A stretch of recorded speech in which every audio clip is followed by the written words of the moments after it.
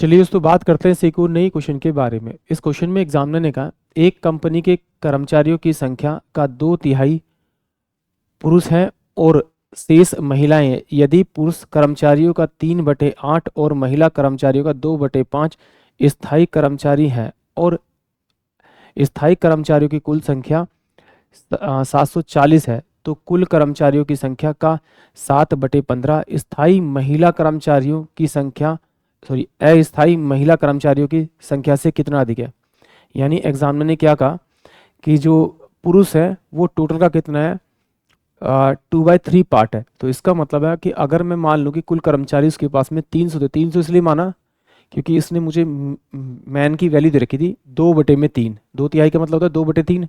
तो मैं इसी फॉर्म में अगर मैं मानूंगा अपना टोटल तो मेरे लिए आसान होगा, पॉइंट में आने की संभावना थोड़ी कम होगी। तो अगर ये 300 है तो इसका 2/3 निकालूंगा, 2/3 मतलब 200। तो 200 तो उसके पास में आपके मेल होंगे, तो फीमेल कितनी बचेंगे उसके पास में 100 बचेंगे।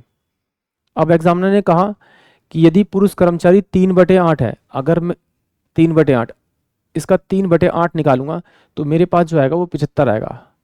और इसका कितना दे रखा है आपका, इसका 2/5 दे रखा है, इसका 2/5 निकालूंगा तो 5 दूनी यानी 40 आएगा। ये दोनों जो आएंगे वो टेम्परेरी आएंगे, उसने कहा कि दोनों क्या टेम्परेरी है, अस्थायी है।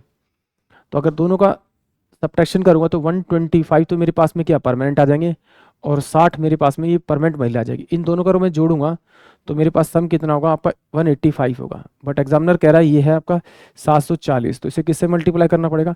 अगर इसे मैं 4 से मल्टीप्लाई करूंगा तो मेरे पास 740 है, तो इसी से इसे मल्टीप्लाई कर दूंगा, टोटल कितना आ जाएगा मेरे पास में आपका 1200। और एग्जामिनर ने मुझसे पूछा था अस्थायी महिला है, तो अस्थायी महिला इसमें कितनी थी 40 थी, तो इस 4 से अगर इसको मैं मल्टीप्लाई करूंगा तो 160 मेरे पास में अस्थायी महिला आ जाएंगी, टेम्परेरी वुमेन्स आ जाएंगी। तो टोटल मेरे पास में 1200 है। 1200 कितना है आपका टोटल का निकालना 7/15, तो 15 अट्ठे 120 होता है, ये 8 यानी 80 बचेगा, 256 है। यानी टोटल का 7/15 कितना होगा 560 होगा। उसमें से अगर टेम्परेरी वाली महीना माइनस कर दूंगा तो मेरे पास में उन दोनों का डिफरेंस आ जाएगा, कितना आएगा आपका 400। यानी कि ऑप्शन जो ए होगा वो इस क्वेश्चन के लिए करेक्ट होगा। आई होप आप सभी को क्वेश्चन समझ में आया होगा।